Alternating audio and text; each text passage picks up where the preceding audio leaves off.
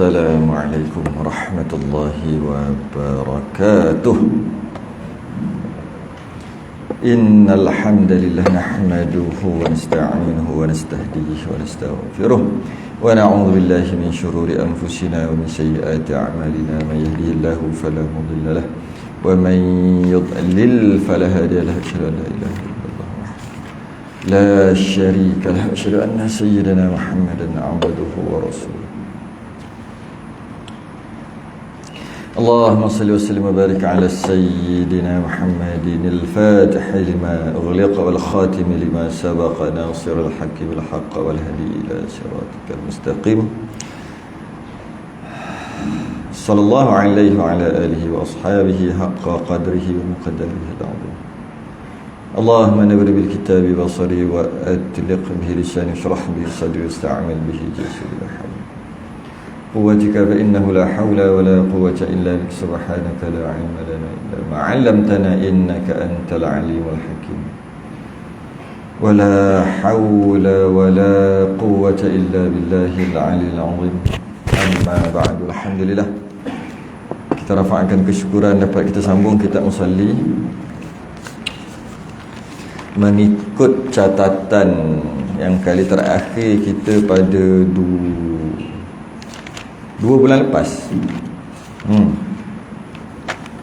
Muka surat 24 bawah sekali. 24, 2 daripada bawah.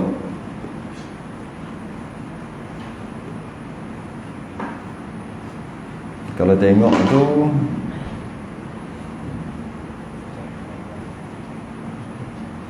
ya, 2 bulan. InsyaAllah lamanya berhenti 2 bulan lepas. Kita masuk tanggungjawab orang yang berkuasa. Kalau yang Rumi muka surat 78. Rumi muka surat 78.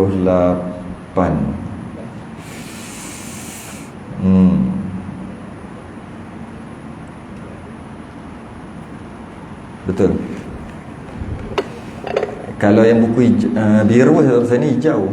Yang biru sama ke? Sama? Tak sama. Lebih sikit lah. Berapa tak? 80 ke 81 ke? Tanggungjawab orang yang berkuasa. Biru. Oh, muka surat. Saya ni 78. Hijau. Biru dia lain sikit. Dua bulan lepas 20 muka surat? Sama. Oh, sama. Ada kata lain. Sama. Berhenti bulan 3 je. 20 lebih, 24 kan, macam tu lah.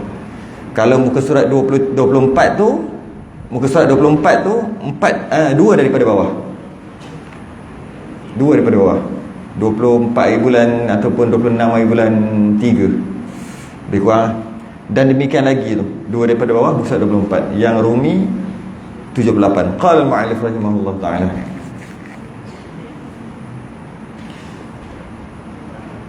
Dan demikian lagi, ataupun tanggungjawab orang yang berkuasa. Tanggungjawab orang yang berkuasa tu tak ada kitab asal. Kitab yang Jawi tak ada. Kitab Rumi dia tambah macam tu. Dan demikian lagi, wajib atas kita. Dan demikian lagi wajib atas kita bahawa kita keraskan atas ahli dan anak kita. Ahli keluarga termasuk isteri di bawah jagaan kita, dan orang yang di bawah hukum kita. Di bawah hukum kita, bahasa lain di bawah jagaan kita, mendirikan sembahyang.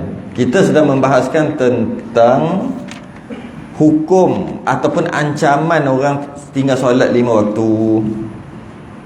Ya, ancaman. Masuk kita tanggungjawab orang yang berkuasa pula.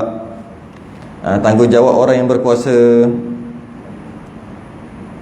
Yang mana orang yang berkuasa tu siapa? Orang yang berkuasa tu, orang yang berkuasa tu kadang-kadang ibu bapa, kan dia berkuasa dekat anak dia dan isteri dia. Kadang-kadang orang yang berkuasa tu pemerintah, kan dia berkuasa atas rakyat dia. Jadi kita tengok hukum ni, hukum mereka. Dan demikian lagi wajib atas kita bahawa kita keraskan atas ahli kita.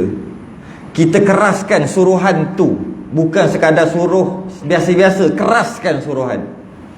Garang dalam bab suruh sembahyang. Ke atas siapa? Ahli dan anak. Ahli tu boleh kita kata isteri. Ahli juga kita kata ibu. Kalau ayah dah tak ada, ibu, anak lelaki, ibu dia panggil ahli juga. Jadi kena faham juga maksud ahli tu apa. Maksud ahli itu adalah isteri. Ahli maksudnya seorang lelaki. Sebab disebut kita tu maksud lelaki tau. Lelaki, dia keraskan, dia suruh, dia mempunyai kewajipan untuk menyuruh. Dan suruh tu dengan cara keras. Ahli, siapa dia? Isteri pertama. Yang kedua, ibu. Kalau ayah dah tak ada. Kalau ayah ada lagi, ayah lah. Kalau ayah dah tak ada, ibu. Ada ke orang tua tak semayang? Kalau ada lah. Kalau ada maknya tak semayang, maka dia wajib suruh dengan keras. Okay. Tapi adalah ada adab dia. Termasuk juga ahli kakak ataupun adik perempuan. Kakak atau adik perempuan juga dinamakan ahli. Itu masuk ahli. Semuanya perempuan. Semuanya perempuan. Bila sebut ahli, semuanya perempuan. Dan anak kita, anak ni lelaki perempuan. Jadi anak lelaki perempuan, anak lelaki perempuan, kalau ahli dengan maksud mak ke atas, nenek jika ada lagi tak semayang, kena suruh dengan keras. Ataupun adik-beradik dia yang perempuan, adik-beradik perempuan, itu dia panggil ahli. Ahli, jadi kena suruh, suruh pula dengan keras. Itu dimaksud. Dan orang yang di bawah hukum kita, di bawah hukum, yang ini kalau disebut di bawah hukum, dia lebih kepada macam hamba. Dan jangan lupa satu lagi, iaitu pekerja. Kalau kita ada pekerja, atas tuan, bos, atas bos. Jadi jangan rasa senang sangat lah. Jangan rasa senang sangat. Tak apa, itu dia yang tanggung. Kita kata dia yang tanggung. Kenapa pula kita nak tanggung? Dia kerja je ada. Waktu semayang tu lah. Waktu solat tu ada kewajipan bagi seorang bos terhadap anak buahnya, terhadap pekerjanya, ada kewajipan. Maka hati-hatilah dengan bos-bos. Dia kena buat sesuatu. Atas kemampuan dia kena buat sesuatu. Mungkin bagi rehat lebih ke sikit untuk semayang. Mungkin kalau nak semayang dia tak berkira. Mungkin sediakan tempat untuk semayang, sebagainya.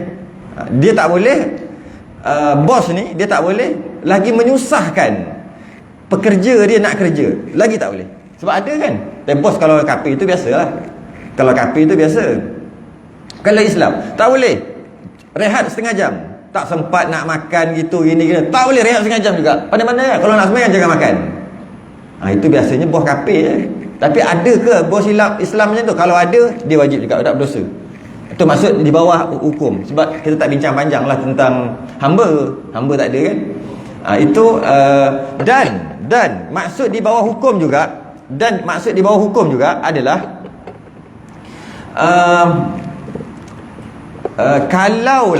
kalaulah dia ada kedai, dia ada customer dia sekali.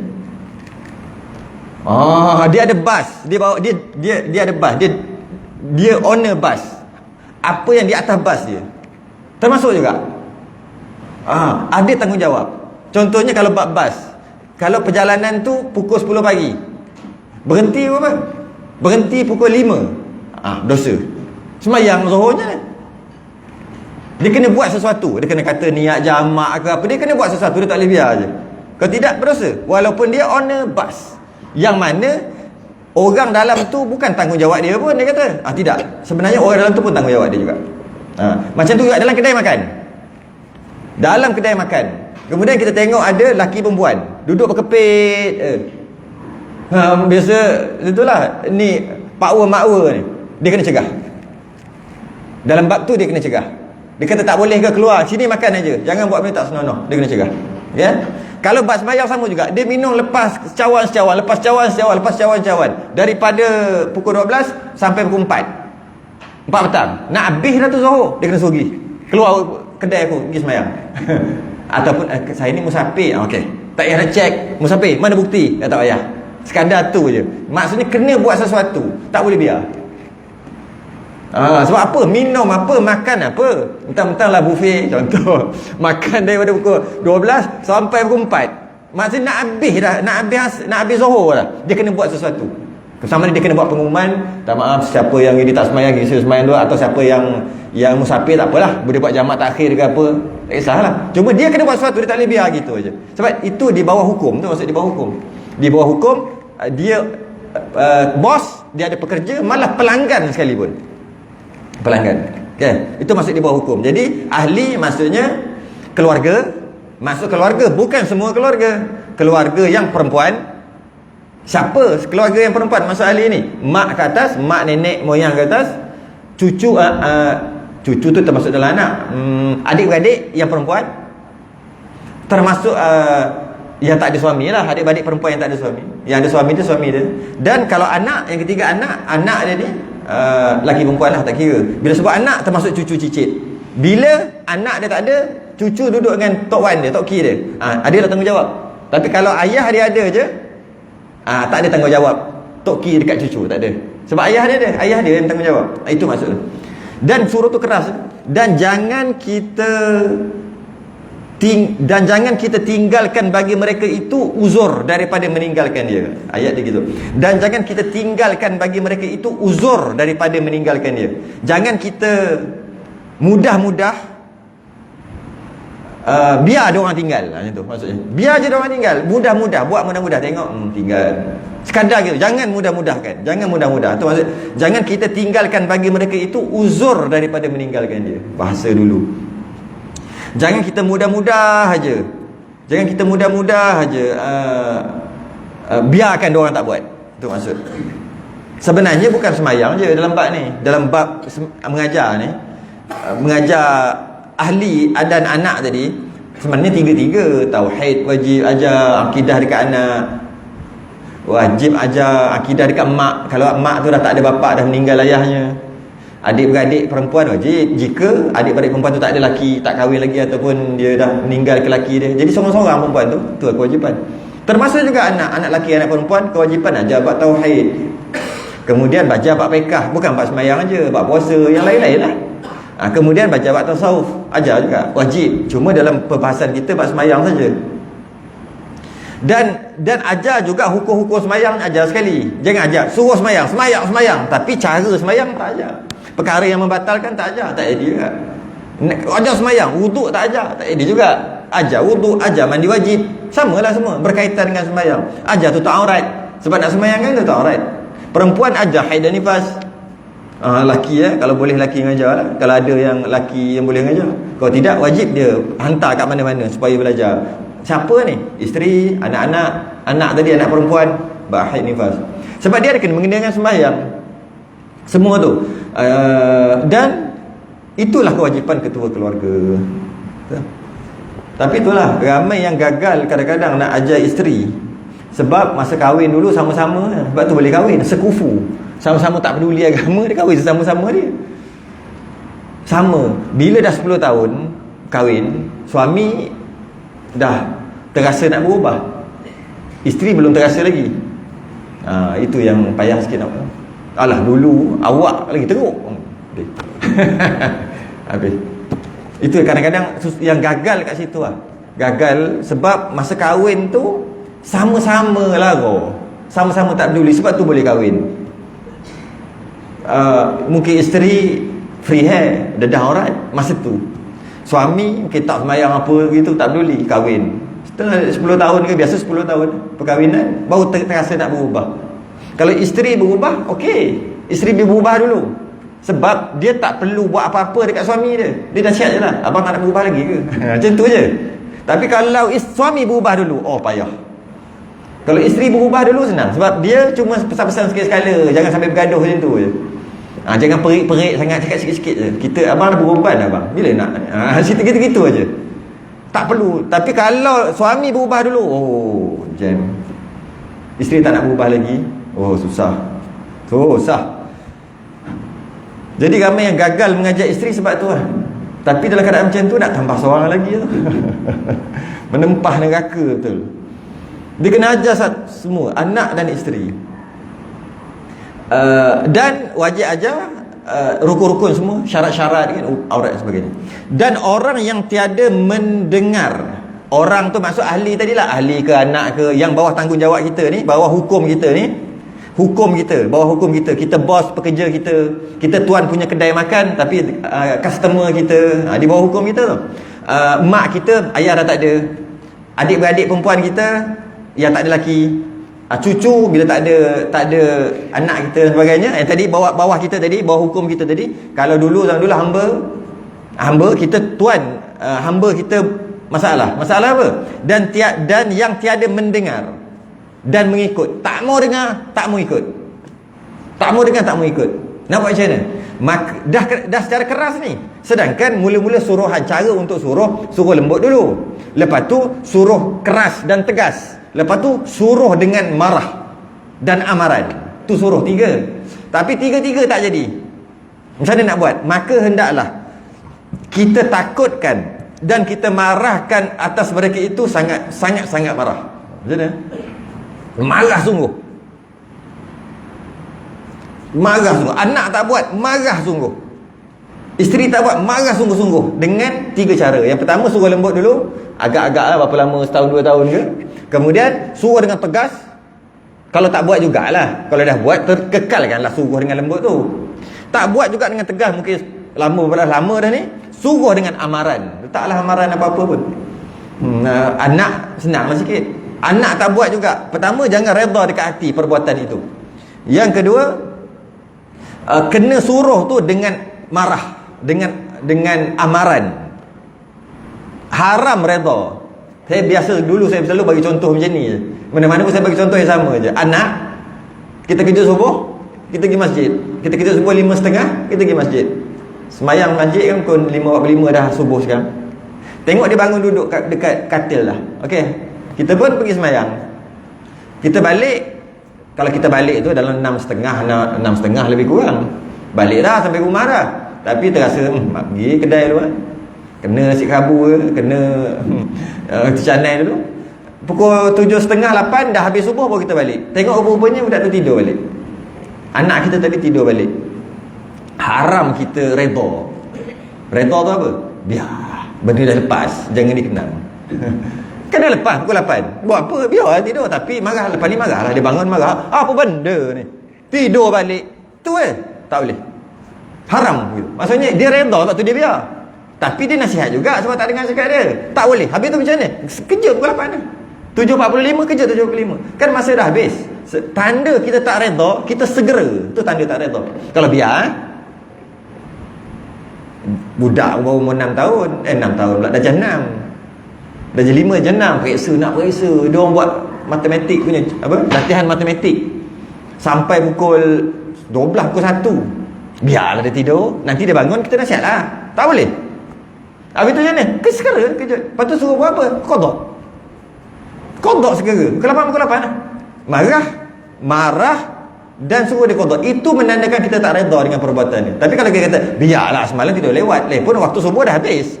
Kalau qadha pukul 8, nanti dia qadha pukul 12 sama je. Ataupun dia taruh tak payah qadha kot. Tak boleh. Punya haram. Sebab kita redha tu tanda redha. Dengan maksiat yang anak tu buat. Kita panggil maksiat lah. Tak boleh. Jadi maknanya hendaklah marah dengan sangat-sangat marah, dengan maksud jangan redha. Jangan okeykan perbuatan tu. Tak okey. Tanda untuk tak okey, kita buat sesuatu. Segera suruh dia bangun. Dan sangat kita kuatkan, nampak? Tadi dah lah kata kita takutkan yang pertama. Dan orang yang tiada mendengar, tak dengar. Tadi contoh anak, kita ambil contoh dalam kedai kita lah pula. Sibuk duduk buat maksiat dalam kedai kita. Duduk kepek-kepek, terrapat-rapat. Lepas tu nampak pakai baju sekolah lagi. Contoh lah, kita jual. Tapi makan banyak. Anak orang kaya. Ni kalau aku halau lepas ni tak datang dah. Duk fikir gitu. Lepas tu pula cover. Ni kalau aku jadi macam mana? Suruh. Dia kata kat sini, suruh kalau suruh dengan lembut dia tak nak dengar. Maka dia kata kita takutkan. Aku report, takutkan. Dan kita marahkan. Marah tak dengar juga marah. Marah pula sangat-sangat marah. Contoh dan kita kuatkan marah tu lagi. Tu dalam masalah maksiat, masalah semayang pun sama. Pekerja kita tak semayang. Kita apalah bos, saya kerja elok aja. Saya kerja elok kan. Cukup lah, tak payahlah sibuk pasal semayang. Amboi, pekerja dia kata. Kena takutkan dia. Aku berhenti kerja kau. Macam tu. Lepas tu, tak peduli lagi. Marah dengan sangat-sangat marah. Tak peduli lagi. Dan sangat kita kuatkan mereka itu. Kuatkan marah lagi. Dan apa lagi? Benci kan. Seperti kita marahkan mereka itu jika ia membinasakan harta kita. Macam orang pegang kita punya barang mahal. Kita baru beli iPhone ke, iPhone yang terbaru tu 30,000, berapa ribu. Banyak ribu, saya tak tahu lah berapa iPhone baru-baru tu. Baru beli ni. Dia baru duk pakai. Dia pegang tu. Dia kata kat sini, kita marahkan mereka itu jika ia membinasakan harta kita. Dia macam main pegang, baling macam tu. Apa kita buat? Pump dia tangkap. Gitu. Apa kita buat? Marah sungguh. Marah sungguh sebab dia nak binasakan harta kita. Dia kata kat sini, macam itulah marah orang yang tak semayang, bawah tanggungan kita. Marah dia macam dia nak binasakan harta kita. Macam dia nak bawa kereta kita, dia tak reti bawa kereta. Anak kita ni, isteri ke anak dia saja nak bawa, kita tahu kalau bawa garanti masuk longkang. Macam ni kita punya marah. Dah tak reti, kan marah kan? Macam tu marah kalau dia tak semayang. Kenapa? Kena marah sedangkan itu dia, bukan kita. Kalau berdosa, dia berdosa. Walaupun dia tu anak dia, isteri, ataupun dia tu pekerja, ataupun dia berdosa, bukan dosa kita. Kenapa nak marah lebih-lebih sangat? Sampai Syekh Daud banyak kali cakap. Pertama dia kata takutkan, marahkan, sangat-sangat marah, kuatkan marah, benci. Dan seumpama dia nak binasakan harta kita. Macam-macam teruk sungguh. Dia tak semayang, dia punya pasal ataupun dosa dia. Kenapa kita sibuk sangat sampai 6 perkara? Bencilah apalah. Sebab kita ada kena-mengena. Kita akan tanggung dekat akhirat nanti. Surah apa? Fa iza ja'atis sakhah, pada hari kiamat, tiupan sangkakala yang kedua. Yauma yafirrul mar'u min akhihi. Waktu tu seseorang akan lari daripada saudaranya. Dia akan lari daripada anak dia, bukan. Dia akan lari saudara, dia akan lari daripada adik-beradik dia, daripada kawan-kawan dia, daripada pekerja dia. Dia akan lari. Wa ummihi wa abih. Lari pada ibu bapa pun. Ada ibu bapa lari. Ibu bapa lari dengan anak. Takut kena dakwa ni. Wa sahibatihi wa bani. Isteri dan anak-anak pun lari. Isteri tengok suami lari. Suami tengok isteri lari. Anak-anak tengok ayah lari masa tu. Kenapa? Likulli mri'in minhum yawma idzin sya'nun yughni. Kerana pada hari tu je mereka cukup dah sibuk dengan diri mereka sendiri, hal mereka, dosa pahala mereka. Dua sibuk dah, tak boleh masuk yang lain. Tiba-tiba sibuk nak masuk anak isteri, nak tuntut itu, nak tuntut ni. Waktu tu diri dia pun dia tak macam tak mampu dah nak uruskan. Tiba-tiba nak cari yang lain. Kerana tu kita kena di atas dunia lagi sibuk benda ni, supaya kita tak sibuk kat akhirat nanti. Supaya kita tengok pekerja kita nanti, kita tak lari. Kalau kita tak peduli dekat dia, dalam bab semayang dia, bila kita tengok pekerja kita jumpa dekat padang mahsyar, kita akan lari. Dia akan kejar. Dia kata, ya Allah, kau ambil hak kami dekat dia ni. Apa hal pula? Kata, kau pekerja aku bayar gaji ya. Memang bayar gaji.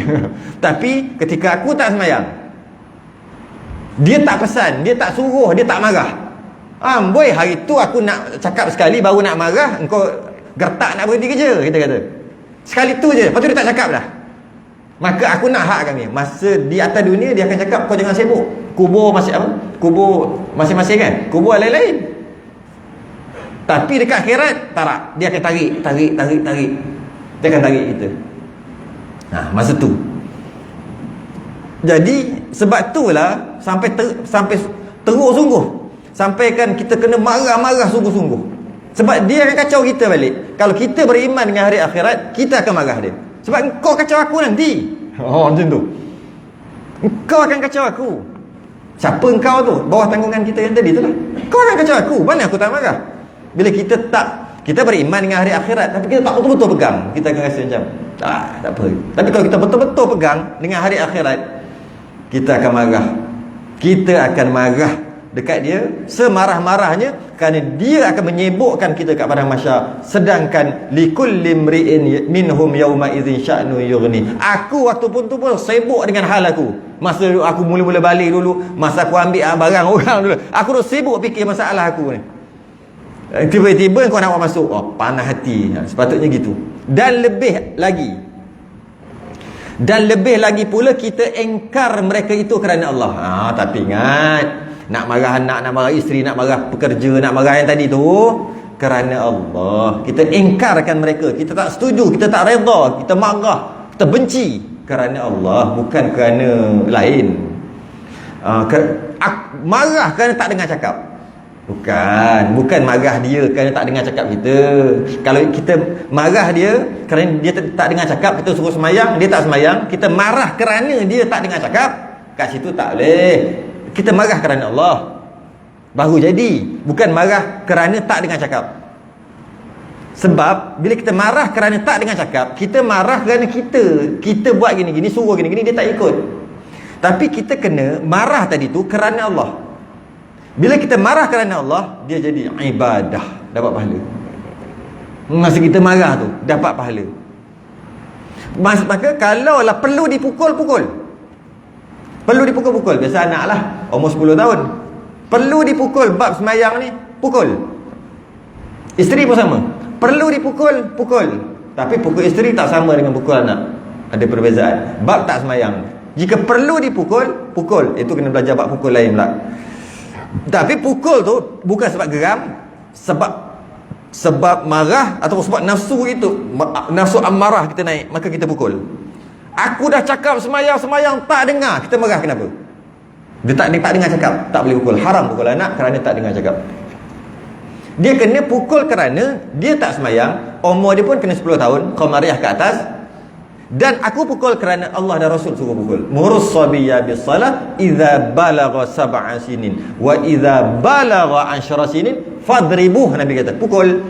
Suruh anak semayang umur 7, 8, 9, suruh aja, tak boleh pukul.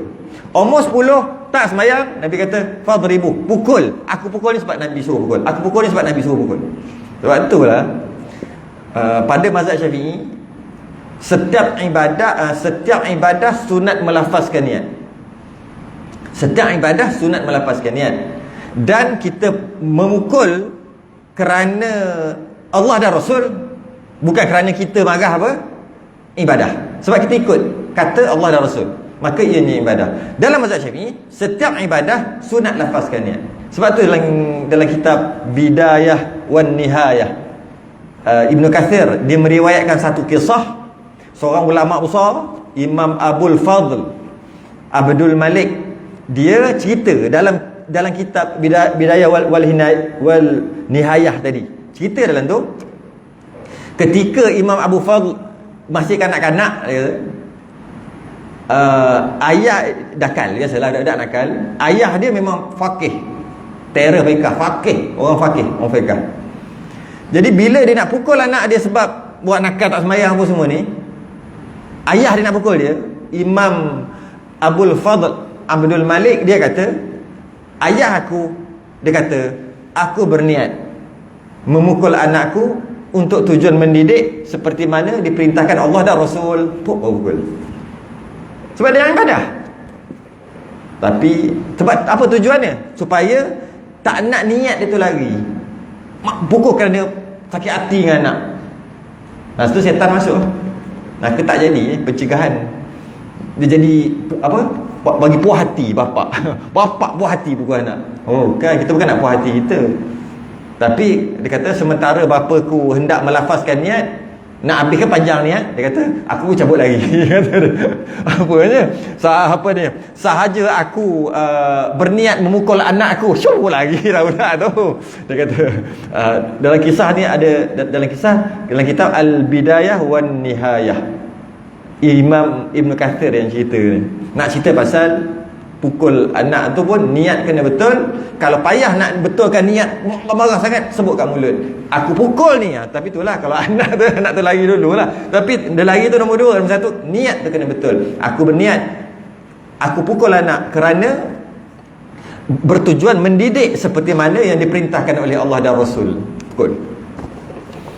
Maka jika tiada kita kerjakan yang demikian itu, maka jika tiada kita, orang lelaki tadi, kerjakan yang demikian itu, tak suruh anak semayang tadilah, biarkan aja pekerja tak semayang, maka adalah kita jumlah tu, maka adalah kita jumlah daripada orang yang memudahkan agama.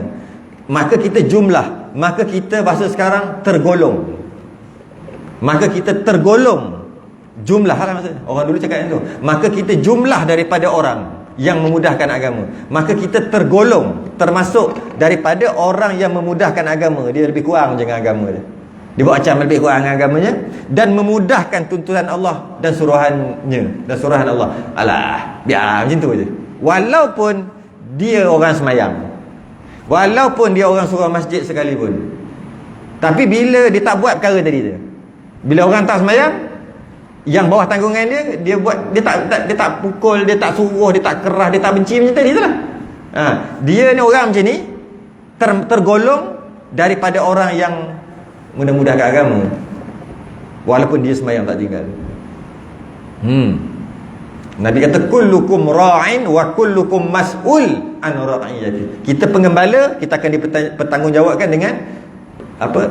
Gembala kita, apa ni? Yang kita gembala tu.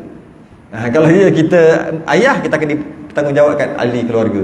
Kita ketua kampung ada, semua ada. Kita pemerintah besar ada, kita akan masuk bab tu nanti, pemerintah.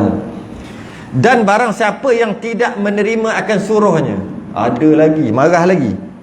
Dan barang siapa yang tiada menerima akan suruhnya, dah suruh-suruh tak terima, kubur asing-asing kan. Itu, kalau anak tak buat juga.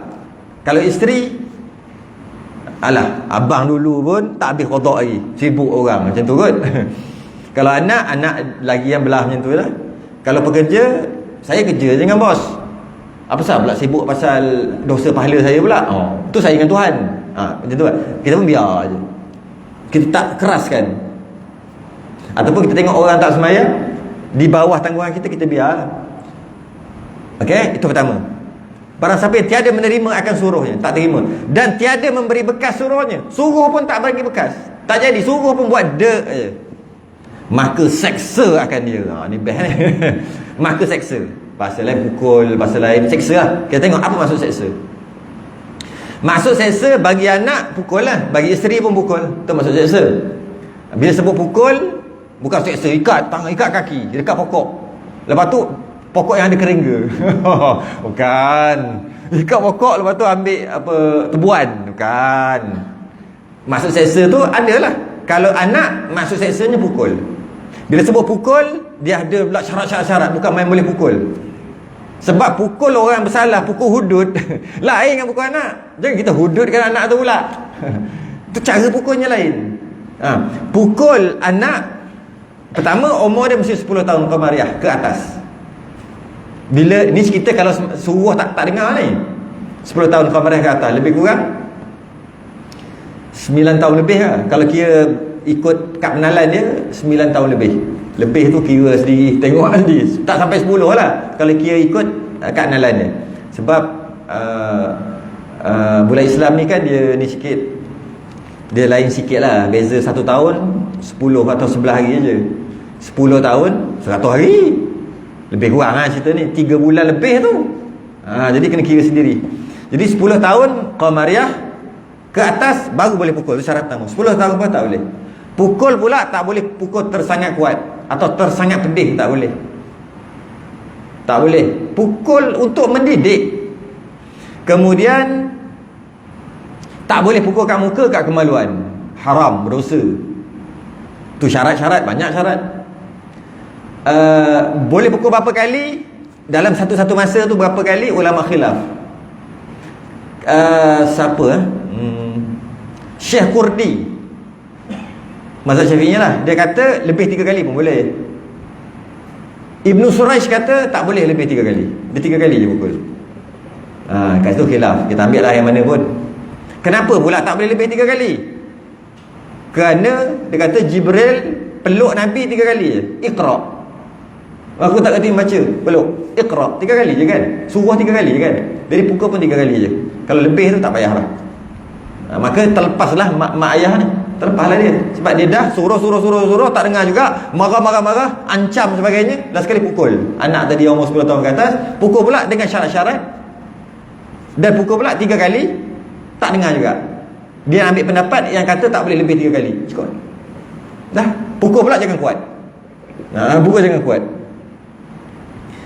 Alah kan kita tahu kan, hudud pun nak sebat orang 100 kali ke 40 kali ke kan, perumpamaan letak kitab, letak buku dekat celah ketiak ni kan.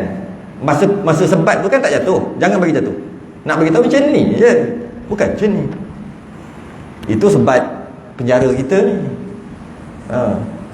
Memang berbirat lah sebab ni. Tak, jangan lepas, jangan jatuh. Kalau letak kitab tu jangan, kalau letak buku tu jangan jatuh buku tu. Tujuannya nak beritahu tak lah, bukan pukul nak membunuh. Itu jadi itu pukul orang yang salah. Lepas masuk mahkamah apa? Ini pukul anak. Agaknya letak 3 biji kot buku. Mana-mana agak-agak lah. Agak-agak. Jangan kuat sangat. Jangan. Adalah ulama khilaf boleh pukul dengan tangan ke dengan alat. Ada yang kata macam Profesor Dr. Wahbah Zuhaili kata jangan pukul dengan alat, pukul dengan tangan. Tentulah itu khilaf banyak lagi lah tu. Kalau pukul dengan alat kita dapat tahu kadar kekuatan tu. Sakit ke tak sakit kalau pakai hanger, pakai ketok pipe, pakai macam tu kan. Kita dapat rasa kekuatan mana. Kita rasa macam tak kuat sangat tapi sebenarnya kuat, kita tak dapat rasa. Tapi kalau pukul dengan tangan, kita dapat rasa kuat tu. Kerana tangan kita kulit. Bila kita pukul, kulit juga anak kita, bukan besi, kulit. Bila kulit dengan kulit, dua-dua sakit. Kan? Pukul-pukul, kita sakit tu lah dia rasa sakit. Sebab kita bukan kulit juga. Jadi sebab tu pukul dengan kulit, pukul dengan tangan. Untuk rasa kekuatan supaya tak terlebih. Sebab tak boleh pukul kuat, pukulnya haram. Tapi kalau pukul dengan alat, kita tak boleh bajet. Kuat ke tak? Nampak dia, aduh. Tak kena lagi aduh dah. Macam mana kita nak tahu kuat ke tak kuat? Jadi pakai rotan. Hati-hati lah. Sebab kadang-kadang rotan pukul pak, aduh sakit. Saya pernah kena dulu. Kena rotan dekat kafar, Allah ringan. 50 sen satu waktu tu. Rotan ni 50 sen ni. Betul ujung tu dia bulat gitu kan. Itu yang ringan 50 sen. Yang kena kat sekolah yang cikgu disiplin tu kena sikit. Pak gitu je. Pedih dia. Jenis rotan tu. Jenis rotan berat rotan. Jadi kita tak boleh bajet. Sakit tak budak ni? Tak boleh bajet. Jadi bimbang takut terlebih atau bimbang takut tak rasa langsung. Jadi sebab tu sebagai ulama kata janganlah pukul dengan alat.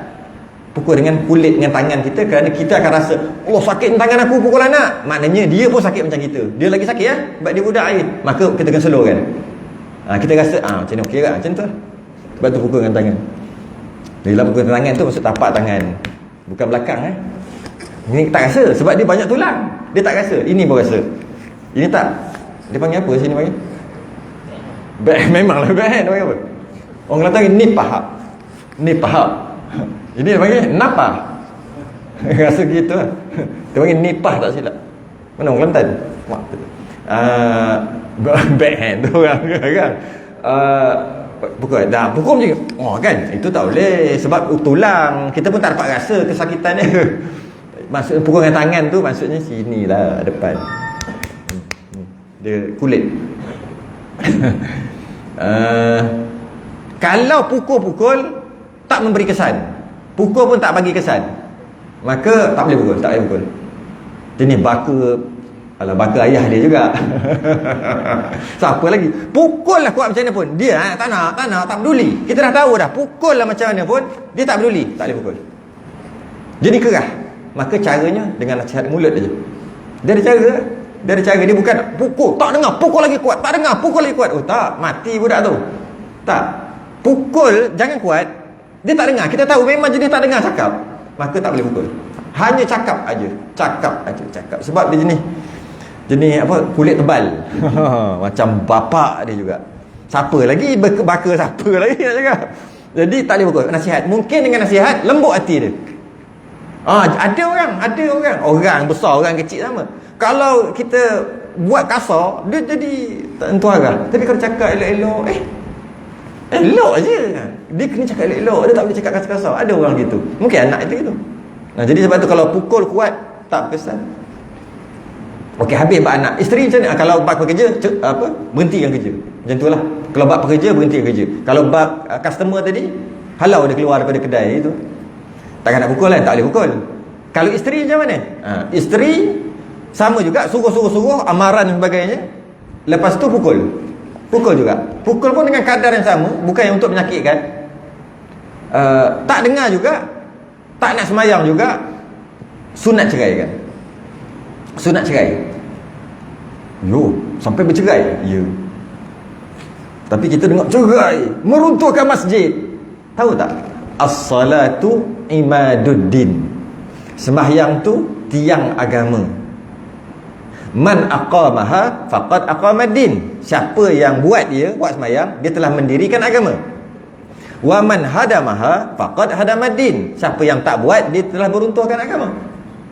Bila kita kata cerai, bunyi macam tu meruntuhkan masjid. Meruntuhkan masjid tak ada apa-apa berbandingkan meruntuhkan agama. Tak sembahyang tu agama runtuh. Bercerai baru runtuh masjid je. Satu. Mana lagi besar, agama ke masjid? Masjid satu, agama ni lagi besar. Jadi kerana tu sunat cerai. Setelah tadi suruh dengan perlahan, slow, suruh dengan tegas, suruh dengan marah, suruh dengan amaran, suruh dengan dan pukul. Tak nak sembahyang juga. Teruk sungguh. Bagi kata dua. Kalau tidak cerai. Gitu. Tak peduli juga. Cerai. Runtuh-runtuh lah masjid. Tak apalah runtuh masjid, janji agama jangan runtuh. Tak sembahyang untuk agama. Habis kalau terbalik, biasa kalau orang perempuan tanya tu. Habis itu kalau isteri tak sembahyang. Kalau suami, dia gitu nak omah dia. Kalau suami tak sembahyang, isteri boleh minta fasah. Boleh. Cuma dia tak boleh lah, aku ceraikan kau, talak 1000. Tak boleh lah. Sebab dia perempuan. Orang perempuan. Apa dia? Antaranya itu mula marah dulu kot. Marah sebelum pukul. Tu sebelum pukul. Marah apa semua, amaran semua, lepas tu asing tempat tidur. Iyalah asing. Ini cerita suami, tak boleh. Cakaplah pasal suami. Kata isteri, suami tak sembahyang. Yang mengasingkan tempat tidur tu jap, saya nak betulkan balik. Betul. Mula-mula suruh dengan lembut, suruh dengan keras, dengan amaran, dengan marah, asing tempat tidur. Baru pukul. Dekat situ dia turutan. Asing tempat tidur, tak tidur dengan dia. Lepas tu tak dengar juga. Masalahnya lelaki malam-malam yang merangkak masuk. Cakap je mula-mula lepas 3-4 hari. Lepas tu hari yang lepas pada tu baru pukul, lepas tu baru amaran gertak untuk cerai, lepas tu sunat cerai. Itu kalau isteri tak sembahyang. Kalau suami tak sembahyang, saya sebut tadi tuntutan fasah kan. Soalan ni tadi, boleh tak isteri asing tempat tidur? Tak boleh, hukumnya haram. Tak boleh. Dia tak boleh, tak sama. Lelaki suami isteri tak sama. Dia tak boleh asing. Tak nak tidur, tak boleh. Keluar balik rumah mak bapak, tak boleh, hukumnya haram. Sebab ar-rijalu qawwamuna 'alan nisa. Lelaki ketua bagi perempuan. Jadi ketua nak buat dekat orang bawah dia lain, orang bawah nak buat kat ketua lain. Nak tegur, nak apa lain, tak sama. Jadi macam mana nak buat? Hanya dia boleh minta fasah. Bukan minta dengan suami, ceraikan aku kan. Minta dengan Tok Hakim. Alasan tak semayang. Antara alasan yang boleh diterima, Tok Hakim akan terima, qadhi akan terima. Apabila kita kata tak nak duduk dengan dia, hidup dengan dia kerana dia tak semayang, boleh terima. Macam-macam. Kerana tak ada kasih sayang, macam-macam ada. Tapi ada juga yang tak diterima, alasan tak terima. Dia tak bagi duit dia tiap bulan. Tak hadis tak terima, tak qadhi tak terima. Bukan wajib bagi duit, wajib bagi nafkah. Duit tak wajib. Dia nak cerai kerana suami tak bagi duit. Tak. Nak minta fasakh tak boleh. Minta cerai sebab ada kahwin dengan orang lain, tak baru syurga, tak boleh. Tapi ada yang dibenarkan minta. Antaranya sakit sebab suami asyik pukul, boleh. Antaranya nafkah tak bagi, bukan duit nafkah. Tak bagi makan 3 hari sekali ke bagi makan macam tu. Tak cukup kan nafkah. Tempat tinggal, duduk dengan keluarga-keluarga, tak lepas tempat tinggal tu. Dia kena kecuali isteri dia kata okey je duduk ramai-ramai pun dengan ahli keluarga, mak mentua. Okey, baru okey. Kalau hukum asam tak boleh. Dia kena bila dia nak terasa nak berkemban, dia boleh berkemban dalam rumah tu, baru lepas tanggungjawab dari segi rumah. Bila suami tu rasa nak golek guling malam-malam dia boleh. Tak ada orang tegur. Tak ada orang tegur dan tak ada orang jadi masalah kat dia. Kalau tak boleh buat tu, tengok ada ipar, ada itu, ada ni, tak lepas tanggungjawab. Kecuali dia redakan sendiri, tak apalah bang, okey. Kalau tidak, tak lepas. Kemudian dengan sebab tu nak cerai, boleh. Sebab tak bagi nafkah tempat tinggal. Jadi antaranya suami tak semayang. Suami minum arak, semua tu boleh minta fasakh. Tak, bukan kata minta cerai lah juga tu. Tapi minta cerai bukan dengan suami, minta cerai dengan Tok Hakim. Tok Hakim yang suruh cerai nanti. Malah hakim ada kuasa untuk menceraikan, mufaraqah kan. Dua pasangan suami isteri, dia boleh mufaraqah, tercerai. Aku tak jatuh talak, cerai juga boleh. Kuasa hakim boleh. Aku tak nak cerai, tak boleh, cerai dah. Aku kata cerai, hakim tu besar. Hakim tu besar. Sebuah hakim tu, kalau kita qadhi lah, hakim tu lah maksudnya. Ada juga namanya hakam. Kat sini kat Malaysia hakam dia panggil. Bukan hakim, hakam. Orang yang nak orang dua tu balah, dia nak baik kan, dia panggil hakam. Ada tak? Macam-macam istilah panggil. Jadi boleh minta, suami boleh minta fasakh. Dan jika tiada memberi faedah barang yang kita takut, barang yang kita takut akan dia. Kita dah takutkan dia amaran semua, tak bagi faedah pun, okay? Maksudnya dia tak peduli. Maka hendaklah kita suruh jauh daripada kita. Kalau kawan-kawan dia jauh, macam tu, jauh, jangan duduk dekat-dekat. Dan halau akan dia daripada kita. Berani buat. Kalau kita tak halau dia pun, kita yang belah. Sama lah, mana-mana satu lah. Halau masalah, kita lah yang menghalau diri sendiri. Maksud kita yang tak nak duduk dekat-dekat. Halau maknanya kalau mungkin pekerja ke, halau kan, halau. Maka bahawasanya ia syaitan. Masya Allah, bukan saya kata, baca pada kitab. Maka bahawasanya ia syaitan, tiada kebajikan daripadanya. Tak untung pun duduk dengan orang macam ni. Setelah tadi tu, jangan kita kata orang tak semayang kan. Orang yang tak semayang, yang telah suruh dengan lembut, suruh dengan yang tadi tu, sehingga tak mau semayang juga. Itu yang syaitan. Kalau tak suruh apa lagi, dia tak semayang. Kau tak boleh kata kau tak semayang, tak nak kawan dengan kau, syaitan. Tak boleh. Tak cukup. Tukukkan dulu tadi satu-satu. Nasihat dia dulu, marah dulu, amaran tadi lah macam tadi. Kalau anak pukul, ni anak tak semayang, syaitan duduk jauh. Kan, habiskan semua buat, tak nak juga semayang. Orang macam ni dia kata tiada kebajikan, tak ada untung pun duduk macam ni, sebab dia adalah syaitan. Dengan maksud syaitan telah menguasai dia lah, bukan dia bertukar jadi syaitan. Ataupun boleh kata minal jinnati wan nas. Minal jinnati wan nas, syaitan jin tu syaitan real manusia. Ni syaitan manusia. Dan tiada berkat berserta kita dengan mereka itu. Kita tok guru datang baru ni, kita pakar-pakar datang ambil berkat, nak gitu nak gini kan. Dia pergi sana, kita pergi baru ni apa semalam semalam kan. Kita nak ambil berkat. Dalam masa yang sama kita buang berkat, kita duduk dengan orang-orang tak semayang. Kalau ada lah. Kita nak cari berkat kan, tapi dalam masa sama kita buang juga berkat. Dengan maksud tak ada berkat duduk dengan dia. Kita duduk aja. Dengan orang alim apa semua kita suka duduk. Dengan orang yang macam tu pun kita suka duduk. Tapi dia ada syarat, nanti dah kita tahu lah. Bukan tak boleh duduk secara mutlak. Kita duduk tu dengan maksud relax je. Dia tak semayang, kita boleh okey je dengan dia. Okay? Kita tak buat benda ni. Dan haramlah kita berkasih. Haram kita berkasih sayang dengan dia. Kalau nak kahwin, tak boleh kahwin sebab dah tahu tak semayang. Kalau sahabat-sahabat berdua nak berkawan, jenis orang tak semayang. Sebut tak semayang tadi yang tadi jangan cakap dia tak semayang, kita tak buat apa-apa lagi, kita belah, tak boleh. Tanggungjawab kita buat daripada suruh tadi tu. Haram kita berkasih, tak boleh. Ni kawan saya ni, tak boleh.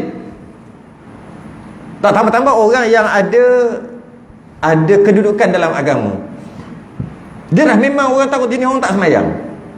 Dan setelah disuruh tadi tu lah, disuruh apa semua, dia tak peduli semayang. Saya dah kata aku lah. Dia ada orang ada kedudukan dalam agama, imam ke apa, orang masjid, ustaz, ada kedudukan. Dia boleh peluk-peluk, elok-elok berjalan, berkasih tu. Tak boleh. Dia kata tak bagi. Kenapa kau?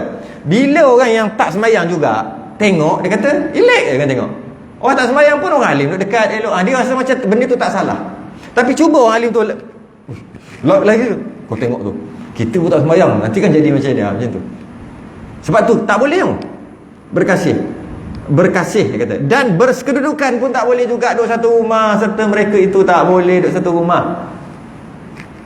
Tak boleh duduk satu rumah. Macam mana ni? Maka wajib kita berseteru.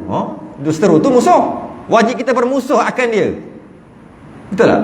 Kita suruh macam-macam buat, mungkin belanja dia apa semua, tak nak semayang. Mungkin makan masa 4 tahun 5 tahun ikut, tak nak juga. Agak-agak okey tak? Jadi teruk tak kalau kita bermusuh dengan dia? Taklah teruk kata gitu. Maka wajib tu berseteru dengan orang macam ni, memutuskan daripada berkenal-kenalan dengan dia. Kalau tak kenal lagi, terus jangan kenal. Kalau dah kenal, aku tak nak kenal kau dah. Kau belah tentu. Kerana ia melawan akan hukum Allah dan Rasulnya. Memang orang lawan lah tu. Biasa orang jahat mana pun, ya baik semayang. Tu dia belah, dia tak semayang. Itu habis lah tu. Ini tak nak semayang juga orang macam ni. Saya ada saya ada baca sikit. Saya bawa kitab Isyahul Afrah. Saya ada tanda sikit. Saya nak baca sikit je ni. Kitab Isyahul Afrah, teguran pengarang bagi orang yang tak semayang pun dia okey. Orang yang saya ulang balik, bila sebut orang yang tak semayang yang tadi dah suruh dah apa semua tadi, dan senya telah lalai akan yang demikian itu oleh ghalib fuqara dan orang menuntut ilmu zaman ini. Dia kata zaman sekarang ni orang fuqara, orang yang pandai, senang cerita cerdik pandai, orang ahli agama lah, senang cerita, ustaz-ustaz, tok guru, itulah kot. Dan orang yang menuntut ilmu, kalau bukan tok guru pun orang pondok, madrasah, sekolah agama tu, orang-orang agama kita panggil, walaupun baru duduk masih lagi penuntut ilmu, tapi kita panggil orang agama lah kan. Dia tengok budak pondok, jadi mak atafiz jadi macam tu kan. Okay? Ramai lalai orang macam ni, ramai lalai zaman dia kata lalai.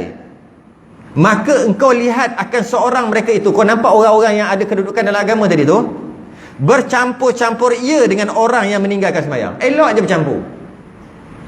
Buat biasa-biasa, boleh bercakap, boleh bercampur, boleh makan sekali. Tengok kan kita apa? Seseorang itu bercampur-campur ia dengan orang yang meninggalkan sembahyang, sedangkan dia ada kedudukan dalam agama. Okay? Daripada anak-anaknya, mungkin orang yang tak sembahyang tu anak dia, relax je dengan anak dia. Dan khadamnya, kalau kita bahasa sekarang kita kata pekerja dia lah, yang tak sembahyang ni. Dan sahabat-sahabatnya, kawan-kawan yang tak sembahyang, dan lainnya lebih kurang apa, dan yang sewaktu dengannya. Daripada mereka itu makan ia sertanya. Ustaz tak boleh makan orang macam ni. Berapa banyak nasihat, bertahun-tahun dah, tetap tak nak sembahyang juga. Tak boleh. Macam pulau. Orang yang ada kedua, bukan ustaz aja. Dia kata ustaz ya, tok guru ya, termasuk juga orang agama lah kita panggil. Orang yang selalu pakai kepiah, itu lah. Orang yang ada sifat janggut sikit. IJK masjid lagi-lagi lah, Imam Bilal lah. Tu orang macam tu. Malah pelajar pun tahfiz, elok je makan kali. Malah tahfiz, kalau dijemput dia pergi rumah orang tu, orang yang tak semayang tu, untuk buat tahlil ke, buat apa ke, baca apa, patutnya tak boleh. Tak boleh. Walaupun dia bukan tak tahap ustaz lagi, tapi dia kira macam agama lah. Okay? Dia kata orang waktu tu dah lalai. Saya tengok berapa, 100 tahun lepas kot. Dia tak ni 100 tahun lepas dah orang buat tu. Okay? Dan tertawa-tawa sertanya, borak kita biasa tengok orang yang ada kedudukan sikit, jumpa orang selfie masuk dalam Facebook. Kalau orang tu dia ajar-ajaran sesat gitu gini tu, macam Alah banyaklah sebut tu orang marah. Ya, memang kita tangkap, kita nak bagi tahu, bukan kita setuju dengan dia. Aku jumpa dekat apa TNG, jumpa dekat Giant, jumpa kat situ, selfie lah tengok. Padahal dia bawa ajaran yang salah ke apa ke? Ataupun kalau tu buat ajaran, ataupun orang yang tak sembahyang ke? Ramai. Dia yang bawa hakikat marifat. Dia tekat gambar, dia nak bagi tahu jumpa orang ni terkenal sebab ni, tapi orang tu tak sembahyang apa semua. Dia saja je. Dia ada kedudukan. Oh, tengok ni. Dia orang belajar dekat Facebook dia, share kuliah aja. Tiba-tiba dia boleh tekat gambar. Orang yang ni kata, sebenarnya okey apa? Sebab kau tengoklah. Dia orang baik, kita orang tak mau baik, dia orang baik. Orang baik pun boleh tangkap gambar sebenarnya. Dia akan fikir sendiri. Sebab tu tak boleh.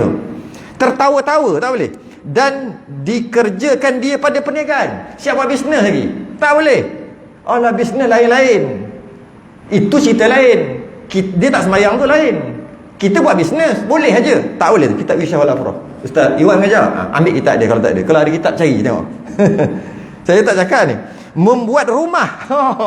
Kalau kata dia nak buat rumah, dia tu orang yang sembahyang tukang. Orang yang tak sembahyang nak minta buat rumah, tak boleh buat rumah. Ataupun terbalik, buat rumah. Bila sebut buat rumah, bisnes lah bahasa sekarang ni, jual beli dan lainnya. Dan tiada dinyatakan, ada syarat. Bukan tak boleh secara mutlak. Tak boleh kan, ada syarat. Yang pertama tadi telah dah suruh apa semua, dah tahu jenis orang tak sembahyang. Dan tiada dinyatakan baginya sekali-kali akan dosa meninggalkan sembahyang. Dan tak ada tegur dia pun, kita berniaga dengan dia.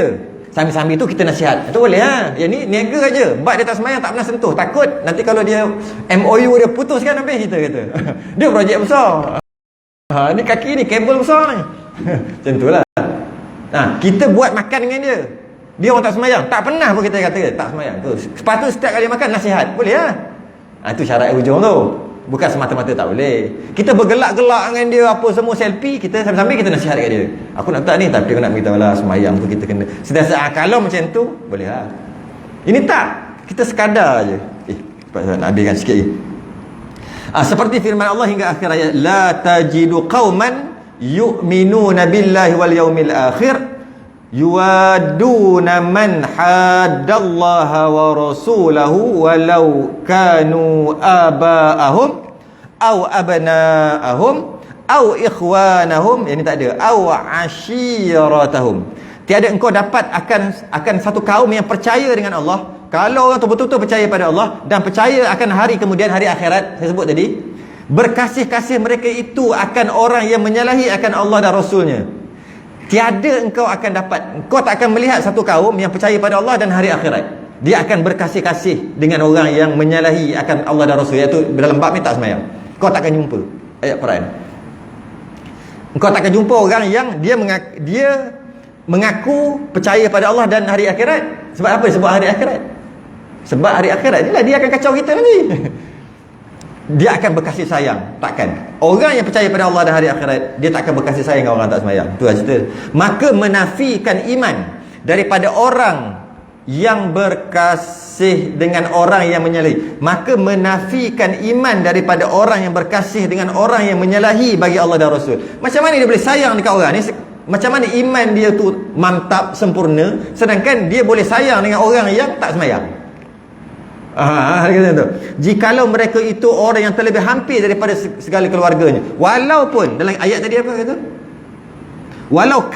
walaupun yang tak sembahyang tadi, walau kanu aba'ahum au abnahum, ayah dia ke anak dia ke tak kira, au ikhwanahum, saudara mara dia ke, tak kira siapa-siapa, tak boleh berkasih sayang. Dan sehingga barang yang dimaafkan bagi orang awam yang lalai, yang tenggelam di dalam lalainya, manakala luput akan dia sembahyang, hendaklah dia qadakkan dengan segera. Kemudian taubat ia daripada kembali umpama yang demikian itu. Hanya ada keadaan yang boleh, maka luput.